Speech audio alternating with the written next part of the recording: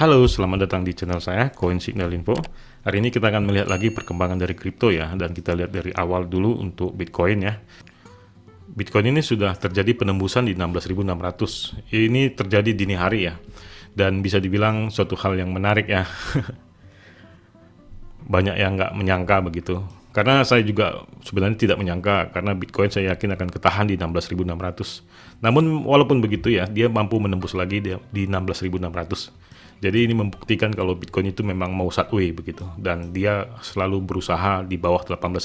Nggak tahu apa tujuannya, apakah ada suatu persiapan untuk pump ataupun memang market yang sudah jenuh, kita tidak tahu juga ya. Karena rumor-rumor juga belum ada yang berdatangan tentang hal-hal yang buruk ya. Masih seputar The Fed sebenarnya dan FTX. Dan kita tahu kejatuhan semua untuk kripto selama ini juga ya dipengaruhi oleh FTX pastinya. Dan berita-berita FTX juga belum berhenti sampai sekarang. Jadi belum ada berita yang lain ataupun FOMO ataupun FUD. Nah, sekarang sudah dicoba berita FUD tentang Binance begitu ya. Tapi Binance tampaknya mampu menangkalnya. Dan Binance juga sedang terjadi sideways. Nah, kalau kita lihat dari Fear and Greed Index-nya sebenarnya tampak sebuah sideways sebenarnya ya. Jadi ada poin dalam 2 hari bahkan 3 hari berturut-turut agak mirip, yaitu rata-rata 29 ataupun 28. Memang ada sedikit terjadi kenaikan ya, sebuah optimis yang tadinya extreme fear di 24 poin di last month. Nah, ini menjadi sekarang 29 poin. Jadi masih optimis market, jadi tidak perlu khawatir. Nah, walaupun kita lihat kripto sebenarnya pada dasarnya sekarang ini lagi turun ya, dipengaruhi kejatuhan Bitcoin yang tadi dini hari, sehingga membuat semua koin-koin juga ikutan anjlok. Nah, ini kita lihat XRP salah satu ya. XRP juga ikutan ya, ikutan jatuh ketika Bitcoin jatuh. Nah, kemudian dia melawan arah lagi ketika Bitcoin juga melawan arah lagi. Nah, hanya saja mereka berbeda posisi antara support dan resistennya. Sementara untuk XRP ini perlu kita ketahui ya, kalau support terakhir ada di 0,32. Dan kemarin saya pernah bahas tentang XRP juga ada support yang kedua yaitu 0,37 dan sudah ditembus. Namun kalau kita lihat dari sisi berita, sebenarnya XRP ini memiliki berita baik ya, yaitu tentang SEC lagi ya. Jadi kemenangan lain untuk Ripple yaitu hakim menolak sebagian permintaan SEC. Jadi SEC ini kan biasanya meminta lagi apa gitu ya untuk menyudutkan XRP. Kini hakim sudah mulai menolaknya begitu. Karena seolah-olah sudah terlalu bertele-tele mungkin pihak SEC.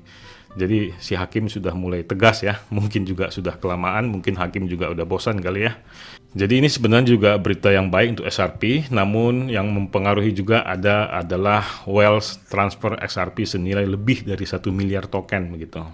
Itu laporan dari Walmart ya. Mungkin Anda sudah paham ya yang tentang Walmart ya. Nah, jadi kalau biasanya 1 miliar ini ditransfer, biasanya dari dompet pribadi ke market begitu ya, itu tandanya kita mau jualan begitu. Ibarat kita mau bawa buah-buahan ke pusat pasar, berarti kita mau jual buah itu. Begitu aja teorinya. Nah, itu juga mempengaruhi XRP menjadi anjlok. Tapi walaupun begitu ya, sebenarnya tetap Bitcoin sih yang selalu mempengaruhi semuanya ya. Walaupun XRP ngomong Walmart transfer token ataupun gugatan SEC gitu ya. Tapi kalau Bitcoin mau turun ya turun juga begitu. Nah, inilah uniknya kripto ya, berbeda dengan hal yang lain begitu, saham ataupun forex begitu ya.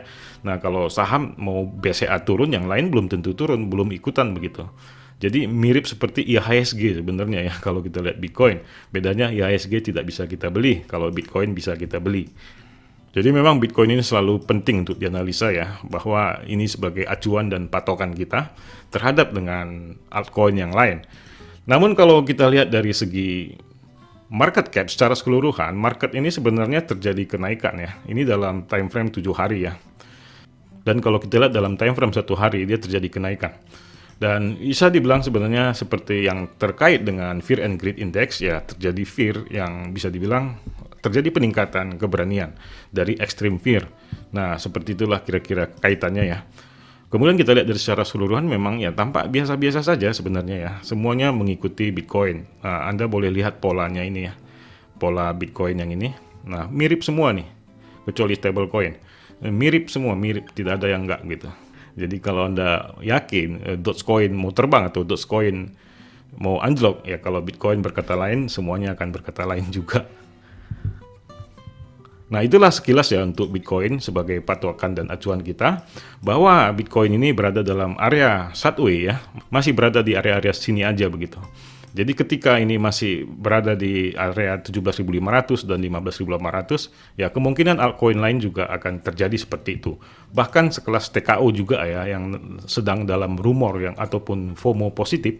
Tapi kemarin saya sudah bilang ya, hati-hati dengan FOMO. Bakal banyak yang akan terkena FOMO. Dan terbukti saja ya, bahwa memang benar dia tidak mampu menembus kotak yang saya buat ini. Dan ini menjadi banyak korban yang ketelan begitu.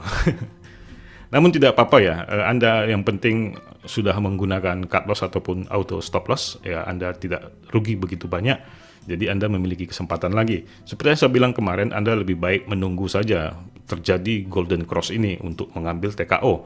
Dan itu kayaknya tidak lama lagi ya, mungkin 3 hari, 5 hari lagi mungkin sudah golden cross. Nah di situ Anda mungkin bisa melakukan akumulasi untuk mendapatkan sebuah keuntungan.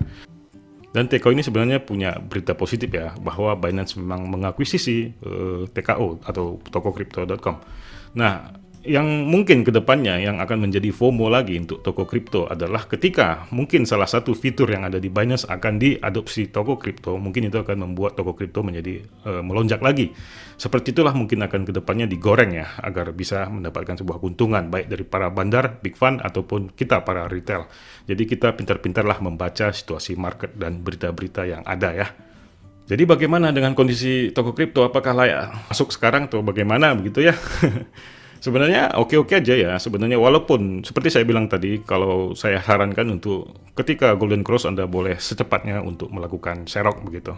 Ataupun sekarang juga boleh ya, itu dengan catatan trading scalping, mungkin akan terjadi kenaikan juga, mungkin sedikit kecil saja begitu ya, 1 ataupun 2%, ya Anda harus sebijak-bijak mungkin menggunakan manajemen money Anda.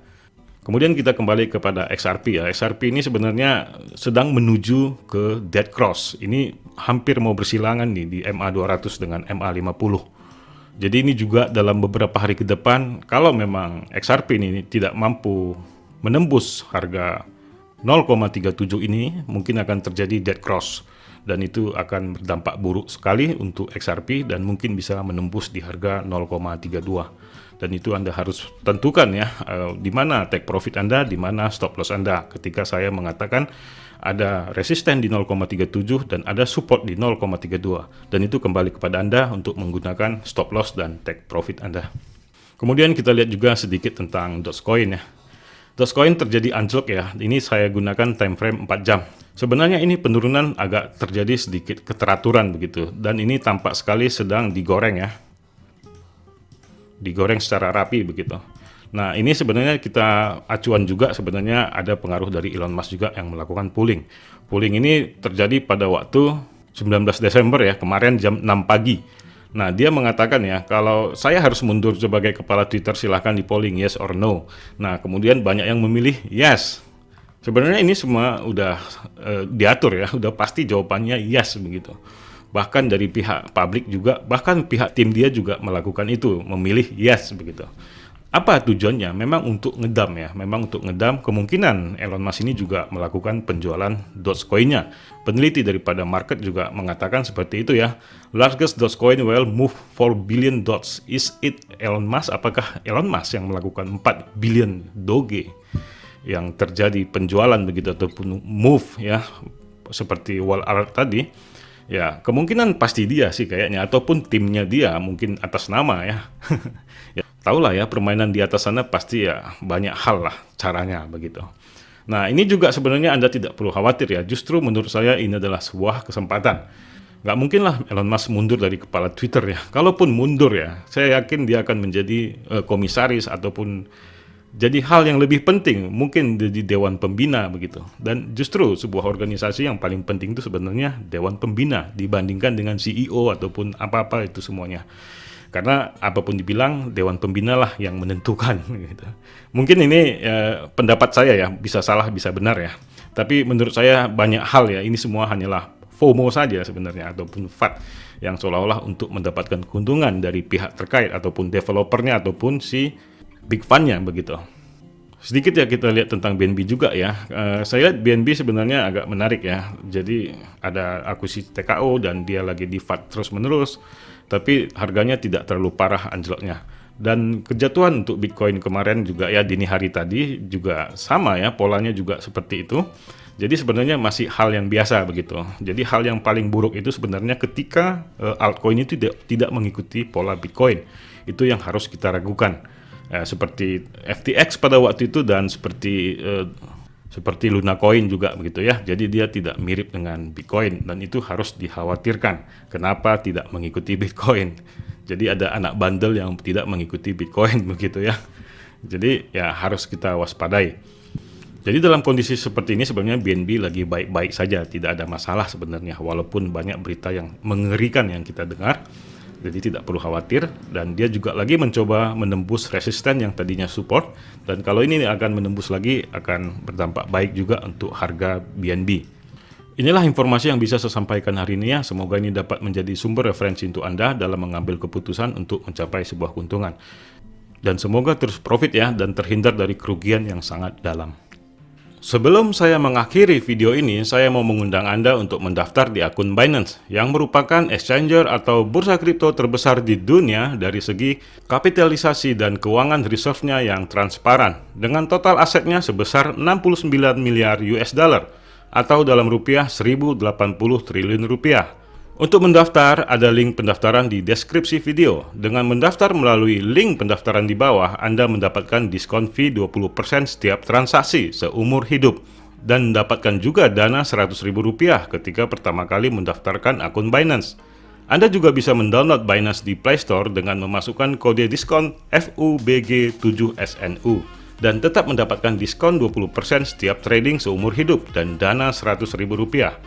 Banyak sekali kelebihan Binance, baik dari segi kecepatan dalam trading dan paling stabil, hampir tidak pernah error ketika market lagi meroket. Selain itu juga memiliki banyak fitur seperti staking, tabungan fleksibel, auto investasi yang cocok untuk Anda yang sedang DCA atau dollar cost averaging. Dan ada juga fitur Launchpad dan Launchpool yang pada dasarnya ketika kripto baru launch di Binance akan mendapatkan keuntungan hingga 20.000% yang tertinggi. Tentunya dengan kecepatan tangan Anda untuk take profit. Silakan daftar segera, kesempatan terbatas. Dan Anda bisa tanyakan hal-hal yang perlu Anda ketahui di DM Instagram saya. Dan di akhir video saya ucapkan salam profit.